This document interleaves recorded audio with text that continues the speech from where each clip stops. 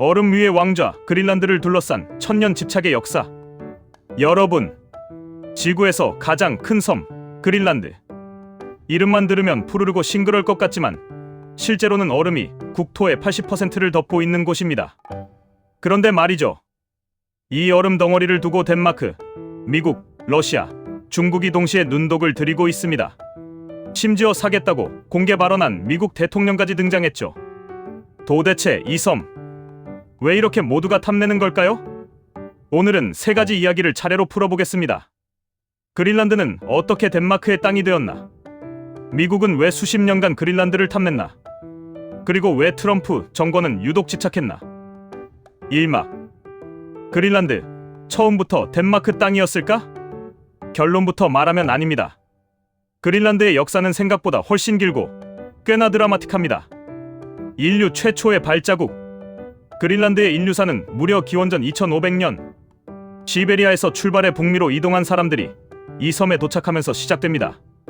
그리고 시간이 흘러 서기 982년 아이슬란드에서 추방당한 한 인물이 등장합니다. 이름부터 강렬합니다. 붉은 에릭 더 레드. 그는 이 얼음 섬에 도착하자마자 한 가지 결정을 합니다. 이 섬 이름 그린란드로 하자. 사람을 끌어들이기 위한 역사상 가장 대담한 마케팅이었죠. 놀랍게도 그 시기 그린란드는 지금보다 기후가 온화했고 실제로 초원과 농지가 있었습니다. 노르웨이의 땅이 되다, 그리고 사라지다. 13세기 아이슬란드가 노르웨이 왕국에 편입되면서 그린란드도 자동으로 노르웨이령이 됩니다. 해안가를 중심으로 2,000에서 3,000명의 북유럽 정착민들이 살았죠. 하지만 자연은 언제나 최종 보스입니다. 14세기 소빙하기가 시작되며 기후는 급격히 추워지고 바다는 얼어붙고 농업은 붕괴됩니다. 결국 이누이트족과의 생존 경쟁에서 밀린 노르드 정착민들은 15세기 후반 완전히 역사 속으로 사라집니다. 2막, 덴마크는 어떻게 이 섬을 다시 붙잡았을까? 다시 우리 땅이야 선언. 약 200년의 공백 후 17, 18세기에 덴마크 노르웨이 연합왕국이 움직이기 시작합니다. 1721년 루터교 목사 한스 에게데가 등장합니다.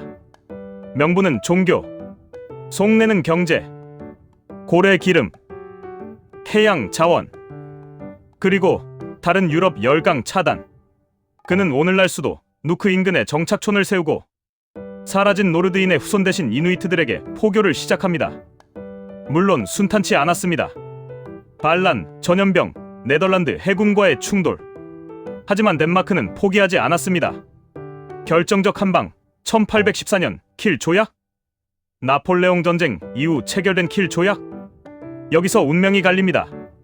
덴마크는 노르웨이를 잃지만 그린란드와 아이슬란드는 그대로 유지합니다. 이때부터 그린란드는 법적으로도 국제적으로도 덴마크의 땅으로 굳어집니다. 국제사법재판소에 도장 찍기. 1931년 노르웨이가 동부 그린란드는 우리 땅이라며 국기를 꽂습니다. 결국 국제사법재판소 ICJ까지 가게 되고 1933년 판결은 명확했습니다. 덴마크가 실질적으로 지배해왔다. 이로써 덴마크의 주권은 국제적으로 확정됩니다. 자치로 가는 긴 여정. 1953년 덴마크 정식 영토 편입. 1979년 내부 자치 획득.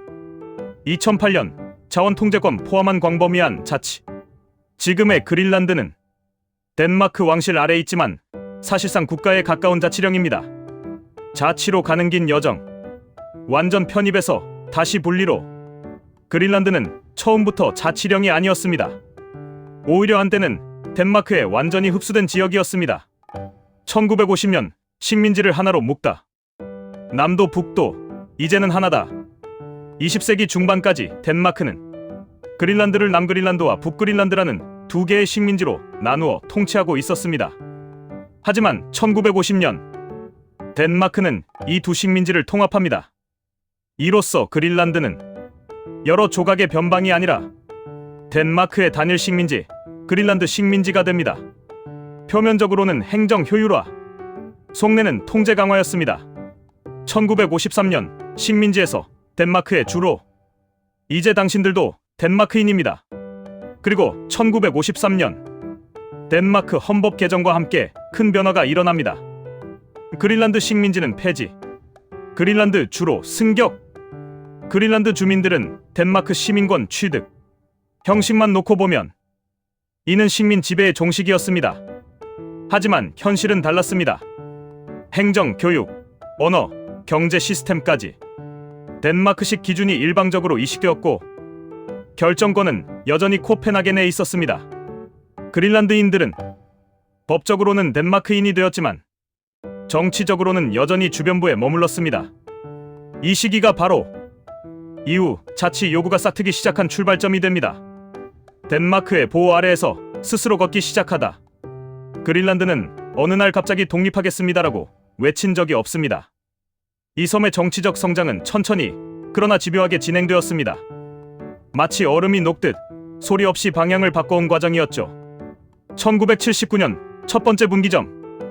우리가 우리 일을 좀 해보겠습니다. 1970년대에 들어서며 그린란드 사회에서는 한 가지 공감대가 형성됩니다. 우리 삶의 문제를 코펜하겐에서 결정하는 건 좀 이상하지 않나? 결국 1979년 5월 1일 덴마크 의회는 그린란드의 자치권 홈 룰을 공식 인정합니다.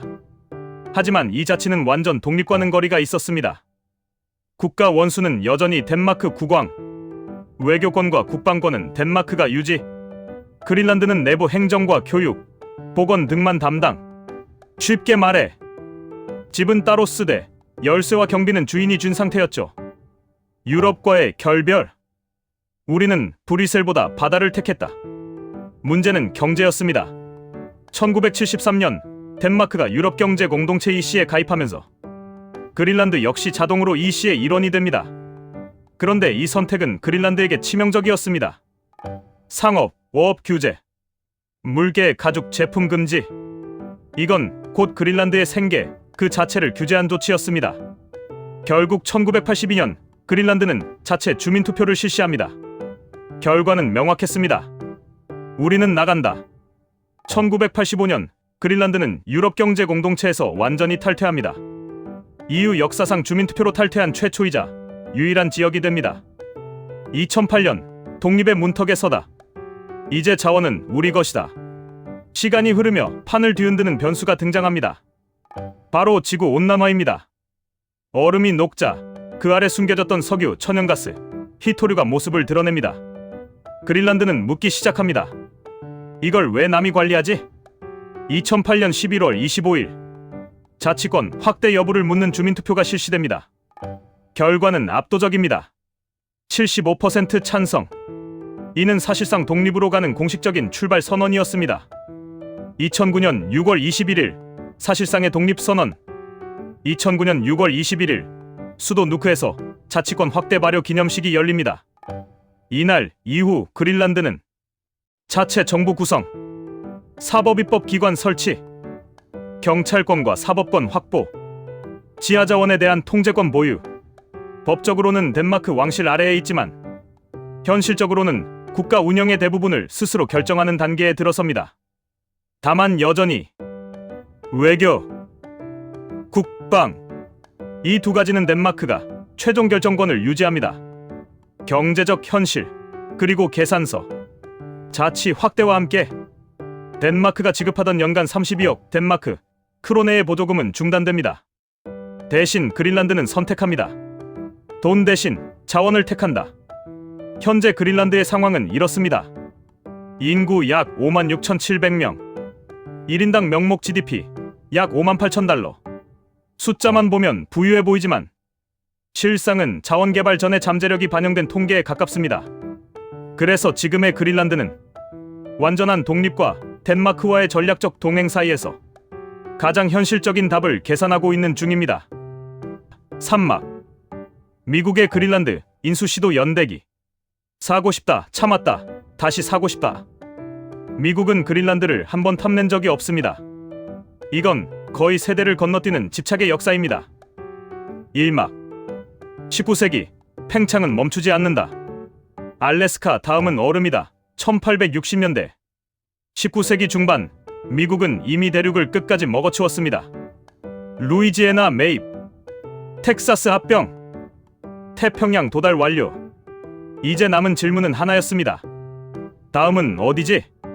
답은 북쪽이었습니다.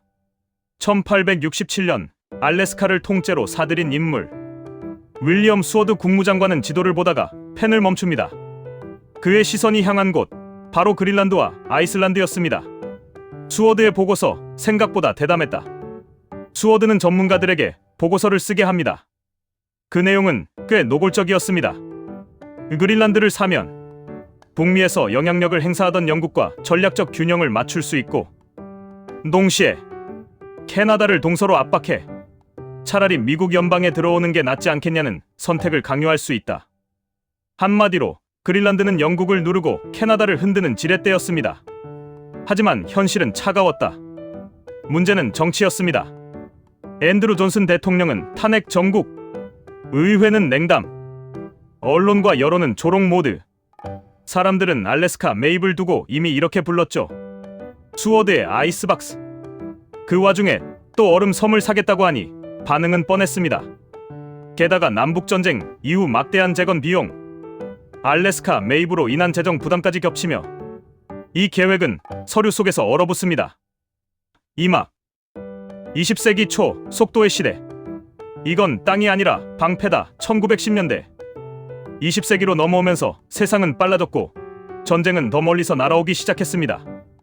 이때 등장한 인물이 극지 탐험가이자 해군 전략가 로버트 피어리입니다. 그는 외쳤습니다. 그린란드는 미국 방어의 필수 요소다. 이제 그린란드는 땅이 아니라 방패로 인식되기 시작합니다. 미국, 잠시 욕심을 접다. 하지만 현실 외교는 늘 거래입니다. 1917년 미국은 파나마 운하 개통 이후 카리브해 방어를 위해 서인도 제도 현재의 버진 아일랜드가 필요했습니다. 상대는 덴마크. 당시는 제1차 세계대전 한복판. 독일 잠수함 위협이 극에 달한 시기였습니다. 결국 미국은 선택합니다. 서인도 제도를 매입하는 대신 그린란드 전체에 대한 덴마크의 주권을 공식 인정. 공식 성명이 발표되며 미국은 잠시 고개를 돌립니다. 적어도 겉으로는 말이죠. 산막. 전쟁이 부른 집착. 우리가 대신 지켜줄게. 1940에서 1950년대. 1940년 나치 독일이 덴마크를 점령합니다. 이 순간 그린란드는 갑자기 무주공산처럼 보이기 시작합니다. 미국은 즉각 움직입니다. 간접적 개입, 직접적인 군 파견, 사실상의 군사 점령. 명분은 간단했습니다. 그린란드가 북미 공격의 발판이 될 수 있다. 전후 미국의 계산표. 전쟁이 끝난 뒤 소련이라는 새로운 상대가 등장합니다. 그린란드의 가치는 단숨에 폭등합니다. 미국은 덴마크에 세 가지 선택지를 내밉니다. 1. 미군 기지 99년 임차. 2. 그린란드 방위 책임 인수. 3. 그린란드 전면 매입. 말은 선택지였지만 실제로는 압박이었습니다. 1951년 협정 절충의 결과 덴마크는 단호했습니다. 파는 건 안 됩니다. 하지만 군사 현실은 타협을 요구했습니다. 결국 1951년 미군 주둔을 허용하는 협정이 체결됩니다. 이때 건설된 미군 기지는 지금 이 순간에도 여전히 운영 중입니다. 그린란드는 미국의 품에 안기지 않았지만 미군은 이미 그 땅에 발을 들여놓은 셈이었죠. 사막. 2019년 트럼프의 직설허법. 그냥 사면 안 됩니까? 2019년 8월 도널드 트럼프 대통령은 외교 문법을 건너뜁니다. 그린란드를 사고 싶다. 덴마크 총리의 반응은 짧고 명확했습니다. 터무니없다. 외교적으로는 해프닝처럼 끝났지만 효과는 정반대였습니다. 전 세계는 다시 한번 깨닫습니다. 그린란드는 여전히 강대국들이 노리는 핵심 요충지라는 사실을. 이 연대기의 핵심 요약? 미국은 그린란드를 갖지 못했을 뿐 한 번도 포기한 적은 없습니다. 19세기에는 영토로, 20세기에는 방패로, 21세기에는 패권의 열쇠로, 그리고 트럼프는 그 오랜 집착을 가장 솔직한 문장으로 말했을 뿐입니다. 마지막 막. 왜 트럼프는 이렇게 집착했을까? 이건 부동산 취향이 아닙니다. 21세기 패권 생존 전략입니다. 1. 러시아 핵잠수함의 숨구멍 GIUK 라인. 먼저 지도 한 장 떠올려 보시죠. 그린란드, 아이슬란드, 영국. 이 세 점을 이으면 바다 위에 보이지 않는 선이 하나 생깁니다. 이게 바로 군사 덕후들 사이에서 유명한 GIUK 라인. 왜 중요하냐고요? 러시아의 핵잠수함이 북극해에서 대서양으로 조용히 나가려면 반드시 이 좁은 통로를 지나야 하기 때문입니다. 문제는 잠수함이죠. 안 보입니다. 안 들립니다. 그리고 보이면 이미 늦습니다. 그래서 미국의 해결책은 간단합니다. 그린란드를 통제해서 바다에 귀를 깔자. 수중 청음기, 즉 바다에 설치하는 초고성능 귀를 촘촘히 배치해서 러시아 잠수함이 숨 쉬는 소리까지 듣겠다는 겁니다. 그린란드를 쥐면 러시아 잠수함은 대서양으로 나가기 전에 이미 출석 체크가 끝납니다. 이 핵미사일의 지름길은 북극, 다음은 하늘 이야기입니다. 러시아나 중국이 정말 만약에 미국 본토를 향해 핵미사일을 쏜다면 태평양으로 빙 돌아갈까요? 아닙니다. 북극을 가로지르는 직선 코스가 가장 빠릅니다. 그래서 미국은 이미 그린란드에 조기경보 레이더 기지를 운영하고 있죠. 하지만 여기서 한 단계 더 나갑니다. 이왕이면 남의 땅 말고 우리 땅에서 우리가 마음대로 하자. 그린란드를 완전히 확보하면 고도화된 다층 미사일 방어 시스템, 이른바 골든데어 같은 체계를 눈치 안 보고 설치할 수 있습니다. 미사일이 출발합니다라고 말하기도 전에 레이더가 먼저 알아차리고 요격 미사일은 이미 시동이 걸려 있는 그림이죠. 북극은 더 이상 얼음 땅이 아니라 미국 본토의 최전방 방패입니다. 3. 중국의 꿈, 북극 실크로드를 막아라. 이제 중국 이야기입니다. 중국은 늘 불안합니다. 왜냐? 에너지와 물류의 생명선이 말라카 해협에 꽉 잡혀있기 때문이죠. 이걸 우리는 말라카 딜레마라고 부릅니다. 그래서 중국이 꺼낸 대안이 뭘까요? 그럼 북극으로 가자.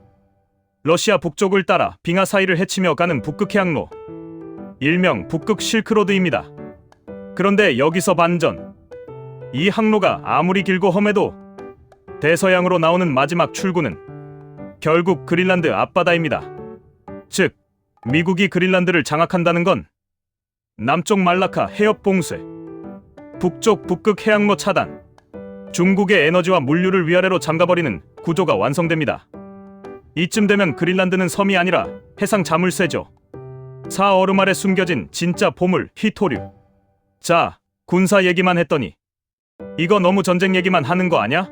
싶으실 수도 있습니다. 하지만 진짜 결정타는 땅 속에 있습니다. 그린란드는 얼음만 있는 땅이 아닙니다. 최근 조사에 따르면 빙하 아래에는 약 3,850만 톤에 달하는 히토류를 포함한 희귀 광물이 매장돼 있습니다. 이게 어느 정도냐면 중국 전체 매장량에 육박하는 수준입니다. 지금 전 세계 히토류 공급망의 60% 이상을 중국이 쥐고 있고 필요하면 수출을 멈춰 외교카드로 쓰기도 했죠. 미국 입장에서 그린란드는 중국의 자원 무기화를 한 방에 무력화할 수 있는 카드. 전기차, 반도체, 미사일, 레이더, 전투기, 첨단 산업의 심장이 여기에 묻혀 있습니다. 결론, 북극은 이제 얼음이 아니라 힘. 결국 이 모든 이야기는 한 문장으로 정리됩니다. 그린란드는 땅이 아니라 판이다. 군사, 미사일, 해상로, 자원, 패권, 모든 키워드가 이 얼음 섬 위로 모여 있습니다. 미국은 덴마크와 동맹을 유지하면서도 그린란드에 대한 영향력을 한 치씩 아주 조심스럽게 그러나 확실하게 넓히고 있습니다. 지금의 국제 질서는 더 이상 이상과 명분의 시대가 아닙니다. 주저없이 이익을 취하는 나라가 이긴다. 그 논리가 지배하는 맹수의 시대. 그리고 그 최전선에 지금 이 순간에도 얼음이 조용히 갈라지고 있는 곳, 바로 그린란드입니다.